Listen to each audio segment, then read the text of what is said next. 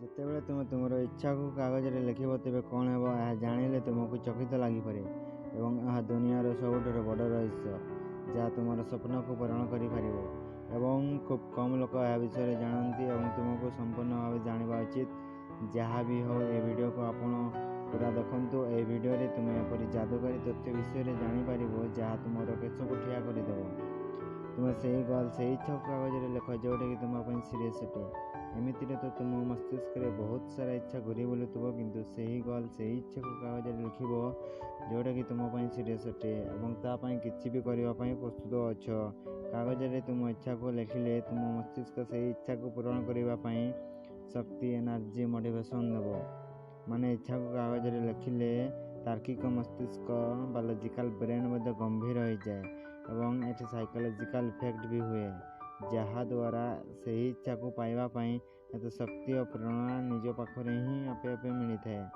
ସର୍ବପ୍ରଥମେ ତ ତୁମକୁ ଏକ ଗୋଲ୍ ସେଟ୍ କରିବା ପାଇଁ ପଡ଼ିବ, ଯେମିତି ଏକ୍ଜାମରେ ଟପ୍ କରିବା ହେଉ କିମ୍ବା କୌଣସି କ୍ଷେତ୍ରରେ ହୋଇପାରେ। ଆମେରିକାର ପ୍ରସିଦ୍ଧ ଲେଖକ ନେପୋଲିୟନ୍ ହିଲ୍ କହନ୍ତି, ଯେଉଁମାନଙ୍କର ସ୍ୱଚ୍ଛ ଲକ୍ଷ୍ୟ ଥାଏ, ମାନେ ଗୋଲ୍ ପ୍ରତି କ୍ଲିୟର୍ ଥାନ୍ତି, ତେବେ ସେମାନେ ତାଙ୍କ ଗୋଲ୍କୁ ଆଚିଭ୍ କରି ନିଅନ୍ତି ଏବଂ ଯେଉଁମାନଙ୍କର କୌଣସି ଲକ୍ଷ୍ୟ ନଥାଏ ସେମାନେ ଯେମିତିକି ସେମିତି ରହିଯାଆନ୍ତି। ଏପର୍ଯ୍ୟନ୍ତ ଜାଣିଲେ ତ ଲକ୍ଷ୍ୟ ସେଟ୍ କରିବା ଆମକୁ ନିହାତି ଆବଶ୍ୟକ। ବର୍ତ୍ତମାନ ଜାଣିବା କି ଆମ ଲକ୍ଷ୍ୟକୁ କାଗଜରେ ଲେଖିଲେ କ'ଣ ହେବ, ଏହାର ସାଇଣ୍ଟିଫିକ୍ କାରଣ କ'ଣ।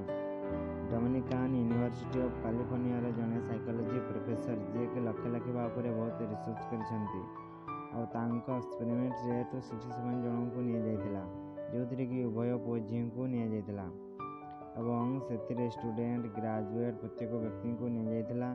ସେହି 267 ଜଣ ବ୍ୟକ୍ତିଙ୍କୁ ଦୁଇଟି ଗ୍ରୁପ୍ କରି ଦିଆଗଲା ଏବଂ ପ୍ରଥମ ଗ୍ରୁପର ଲୋକମାନଙ୍କୁ ନିଜ ଲକ୍ଷ୍ୟକୁ କାଗଜରେ ଲେଖିବା ପାଇଁ କୁହାଗଲା।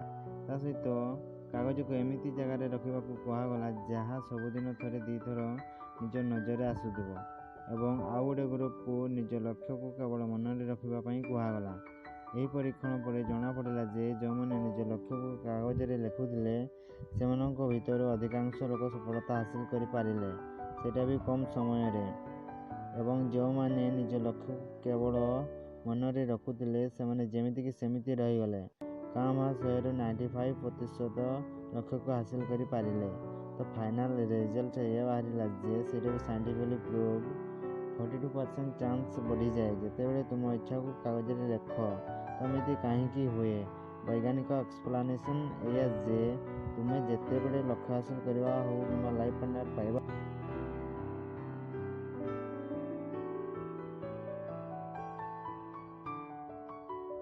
ବା ଜବ୍ ପାଇବା ହେଉ, ଏ ବିଷୟରେ ତୁମେ ଭାବ, ସେତେବେଳେ ତୁମର ଡାହାଣ ମସ୍ତିଷ୍କ ରାଇଟ୍ ବ୍ରେନ୍ ସକ୍ରିୟ ହୋଇଥାଏ। ମାନେ ଆମର ଡାହାଣ ମସ୍ତିଷ୍କ ଇମାଜିନେଟିଭ୍ ହୋଇଥାଏ। ସେଥିପାଇଁ ତୁମେ ଯେତେବେଳେ ଭାବ ସେତେବେଳେ ରାଇଟ୍ ବ୍ରେନ୍ ସକ୍ରିୟ ହୋଇଥାଏ। ସେତେବେଳେ ଯାଇ ତୁମ ସ୍ୱପ୍ନକୁ ପୁରା କରିପାରିବ ଯେତେବେଳେ ତୁମ ମସ୍ତିଷ୍କ ତୁମକୁ ଫୁଲ୍ ଏନର୍ଜି ଓ ମୋଟିଭେସନ୍ ଦେବ। ଏନର୍ଜି ଓ ମୋଟିଭେସନ୍ ପାଇବା ପାଇଁ ହେଲେ ତୁମକୁ ଦୁଇଟି ମସ୍ତିଷ୍କକୁ ସକ୍ରିୟ କରିବା ପାଇଁ ପଡ଼ିବ। ତୁମେ ଯେତେବେଳେ ତୁମ ଲକ୍ଷ୍ୟକୁ କାଗଜରେ ଲେଖ ସେତେବେଳେ ତୁମର ଲେଫ୍ଟ ବ୍ରେନ୍ ମାନେ ବାମ ମସ୍ତିଷ୍କ ସକ୍ରିୟ ହୋଇଥାଏ। ଏହାପରେ ଯେଉଁ ଶକ୍ତି, ଉର୍ଜା ଓ ମୋଟିଭେସନ୍ ତୁମକୁ ମିଳିବ ତାହା ସାମାନ୍ୟ ଲୋକଙ୍କୁ ମିଳେ ନାହିଁ।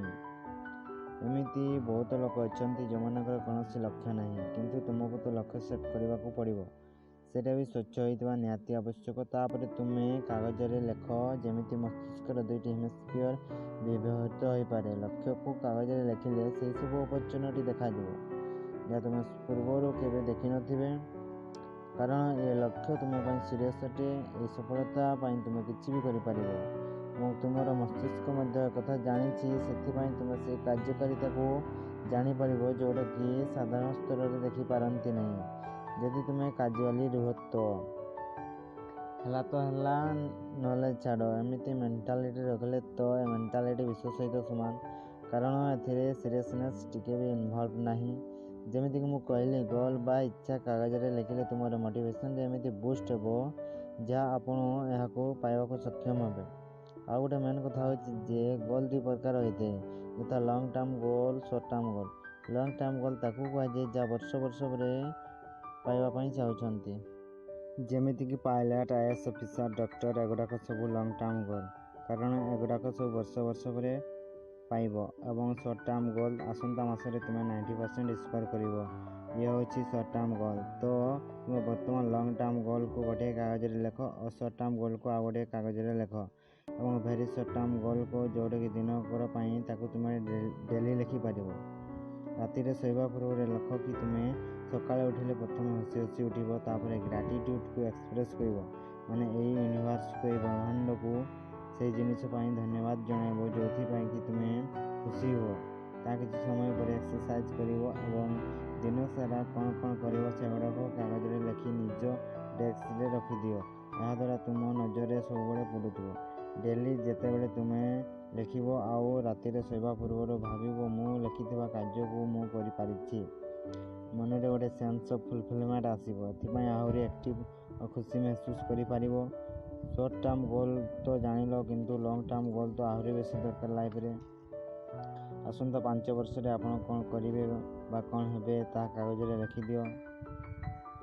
ତା କିଛି ଦିନ ପରେ ଦେଖିବ ତୁମ ଭିତରେ ଗୋଟେ ମୋଟିଭେସନ୍ ଅଟୋମେଟିକ୍ ଆସିଯିବ।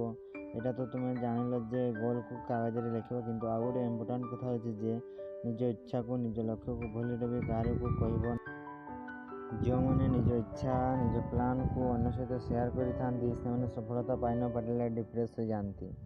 ଲୋକମାନେ ଭାବନ୍ତି ଯେ ନିଜ ଲକ୍ଷ୍ୟକୁ ସେୟାର କଲେ ପ୍ରୋତ୍ସାହନ ବଢ଼ିବ, ମୋଟିଭେସନ୍ ମିଳିବ, ତା ବିଷୟରେ ଜାଣିପାରିବେ, କିନ୍ତୁ ଏମିତି କଲେ 100ରୁ 95% ଲକ୍ଷ୍ୟ ହାସଲ କରିପାରିବେ ନାହିଁ। ଯଦି ପବ୍ଲିକରେ କହିଦିଅ ତ ତୁମେ ଭାବୁଥିବ କେମିତି? ଏଥିରେ ବି ବହୁତ ସାରା ଷ୍ଟଡି କରାଯାଇଛି। ସେ ଭିତରୁ ପ୍ରଫେସର ପିଟରଙ୍କ ଷ୍ଟଡି ବହୁତ ଇଣ୍ଟରେଷ୍ଟିଂ। ଏଥିରେ 163 ଲୋକଙ୍କୁ ନିଆଯାଇଥିଲା ଓ ଅଧା ଲୋକଙ୍କୁ ନିଜ ଲକ୍ଷ୍ୟ ବିଷୟରେ ପବ୍ଲିକରେ କହିବାକୁ କୁହାଗଲା। ଆଉ ଲୋକମାନଙ୍କୁ ନିଜ ଲକ୍ଷ୍ୟକୁ କେବଳ ମନରେ ରଖିବାକୁ କୁହାଗଲା। ଯେଉଁମାନେ ଲୋକଙ୍କୁ ନିଜ ଲକ୍ଷ୍ୟ ବିଷୟରେ କହୁଥିଲେ ସେମାନେ ବହୁତ କନଫିଡେଣ୍ଟ ମେହସୁସ କରୁଥିଲେ ବୋଲି କହୁଥିଲେ। ତାପରେ ଉଭୟ ଗ୍ରୁପଙ୍କୁ 45 ମିନିଟର କାମ ଦିଆଗଲା, ଯେଉଁଟାକି ସଫଳତାର ନିକଟତର।